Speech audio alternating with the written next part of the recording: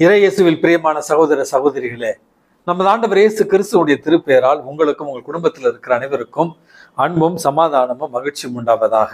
அன்புமிக்கவர்களே, மே மாதம் 12ஆம் தேதி தாயாம் திரு அவை மறைசாட்சியான ரோமே நகரத்தினுடைய புனித பங்கராஸ் அவர்களுடைய நினைவு நாளைத்தான் கொண்டாடுகிறது. திருச்சபையினுடைய வரலாற்றில் 3வது அல்லது 4வது நூற்றாண்டுல வாழ்ந்த ஒரு மறைசாட்சியாக தான் இந்த புனித பங்கராஸ் கருதப்படுகிறார். பிறப்பால் இவர் ஒரு கிறிஸ்தவர் அல்ல, ஒரு ரோமையர். இயேசு கிறிஸ்துவை பற்றிய நற்செய்தியை தெரிந்து கொண்ட பிறகு இவருடைய மாமா டயனோசியஸ் என்று சொல்லப்படுகிற புனிதர் அவருடைய உதவியால் கிறிஸ்தவத்தை ஏற்றுக்கொள்கிறார். பிறகு இவருடைய பெற்றோர்களுடைய இறப்பிற்கு பிறகு கிறிஸ்தவர்களுக்கு உதவி செய்த ஒரு காரணத்தினால் அப்பொழுதிருந்த அரசன் டயக்லேஷியன் என்பவனால் கைது செய்யப்பட்டு கிறிஸ்துவை மறுதலிக்க வற்புறுத்தப்படுகிறார். இந்த 14 வயது நிரம்பிய ஒரு 10 பருவ இளைஞர். அன்புமிக்கவர்களே, கடைசி வரையில கிறிஸ்துவை மறுதலிக்காமல் கிறிஸ்தவர்களுக்கு உதவி செய்ததை ஒரு பெரும் பாக்கியமாக எண்ணி அவர் மறைசாட்சியத்தை ஏற்றுக்கொண்டார்.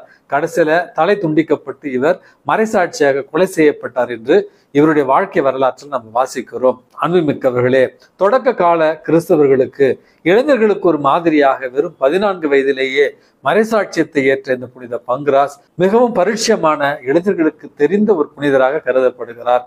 இந்த புனித பங்கராஸ் அவர்களுடைய பரிந்துரையால் நம்முடைய குடும்பங்களில் இருக்கிற 10 பருவத்தினர், டீனேஜ் ஆண்கள் பெண்கள் கிறிஸ்துவை ஏற்றுக்கொள்வதிலும் கிறிஸ்துவுக்காக வாழ்வதிலும் முனைப்பு காட்ட வேண்டி அவர்களுக்காக நம்ம தொடர்ந்து மன்றாடி செபிப்போம். அன்புமிக்கவர்களே, இன்றைக்கு நமக்கு கொடுக்கப்பட்டிருக்கிற நற்செய்தி வாசகமானது நேற்றைய நற்செய்தி வாசகத்தினுடைய ஒரு தொடர்ச்சி. அதாவது இந்த ஞாயிற்றுக்கிழமையை நல்ல ஆயன் இயேசு கிறிஸ்துவனுடைய ஞாயிற்றுக்கிழமையாக நம்ம கொண்டாடினோம். நல்ல ஆயன் இயேசு கிறிஸ்து எப்படி தன்னுடைய ஆடுகளை வழி நடத்துகிறார், எப்படி அவருடைய ஆடுகள் அவருடைய குரலுக்கு செவிசாய்க்கின்றன என்பதை பற்றி தான் ஞாயிற்றுக்கிழமை நம்ம வாசித்தோம். இன்றைக்கு நமக்கு கொடுக்கப்பட்டிருக்கிற இந்த நற்செய்தி 2 பகுதிகளை கொண்டிருக்கிறது.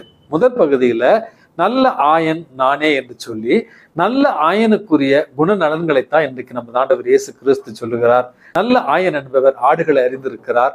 அந்த ஆடுகளை பெயர் சொல்லி அழைக்கிறார். அந்த ஆடுகளும் அவருடைய குரலுக்கு செவிசாய்க்கின்றன. அந்த ஆடுகளை அவரிடமிருந்து யாருமே பிரித்து விட முடியாது. அப்படி என்கிற முதல் பகுதியில நல்லாயன் இயேசு கிறிஸ்துவனுடைய குணநலன்கள் நமக்கு கொடுக்கப்பட்டிருக்கிறது. அவரை அறிந்து கொண்டவர்களாய் அவருடைய குரலுக்கு செவிசாய்த்து அவரை பின்தொடர்ந்து வாழத்தான் இறைவன் நமக்கு அழைப்பு விடுக்கிறார்.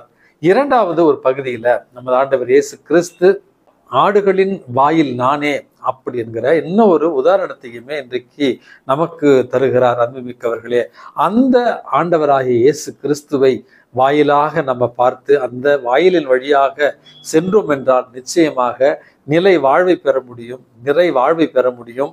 அந்த நிலை வாழ்வும் அந்த நிறை வாழ்வும் நம்முடைய இறப்புக்கு பிறகு கிடைப்பதில்லை. இந்த மண்ணுலகிலேயே ஆண்டவராகிய இயேசு கிறிஸ்துவை வாயிலாக நம்ம தேர்ந்தெடுக்க வேண்டும் என்பதைத்தான் 2வது ஒரு செய்தியாக இன்றைக்கு நம்முடைய நற்செய்தி வாசகத்துல நம்ம வாசிக்கிறோம். அன்புமிக்கவர்களே, தாவரங்களில பூச்சிகளையும் புழுக்களையும் வண்டுகளையும் உண்ணுகிற ஒரு வகையான தாவரம் இருக்கிறது. 2-3 வகை இருக்கிறது. அதுல வீனஸ் ஃப்ளை கேச்சர் அப்படிங்கிற ஒரு தாவரமும், அதே நேரத்துல பிக்சர் பிளான்ட் அப்படிங்கிற ஒரு தாவரமும் இருக்கிறது.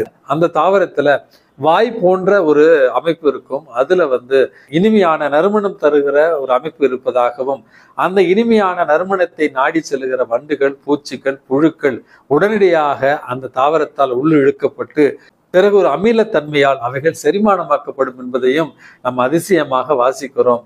அன்புமிக்கவர்களே, இந்த உலகத்தினுடைய வாயில்கள், அதுவும் இந்த காலத்தில் இருக்கிற இந்த உலகத்தின் வாயில்கள் கவர்ச்சிகரமாக இருக்கின்றன, அற்ப சுகத்தை தருகின்றன, அல்லது நம்முடைய வாழ்க்கையில மிக இனிமையான ஒரு அனுபவத்தை உடல் ரீதியாகவும் உணர்வு ரீதியாகவும் தருகின்றன. ஆனால் நிச்சயமாக இந்த உலகத்தின் அனுபவங்கள், இந்த உலகத்தினுடைய வாய்ப்புகள், வசதிகள் நம்மை அழிவுக்கு கொண்டு செல்லுகின்றன.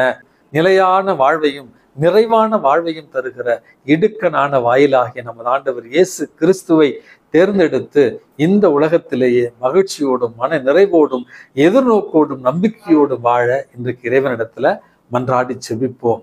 எல்லாம் வல்ல இறைவன், தந்தை, மகன், தூய ஆவி உங்களையும் உங்கள் குடும்பத்தில் இருக்கிற அனைவரையும் நிறைவாக ஆசீர்வதித்து பாதுகாத்து வழி நடத்துவாராக.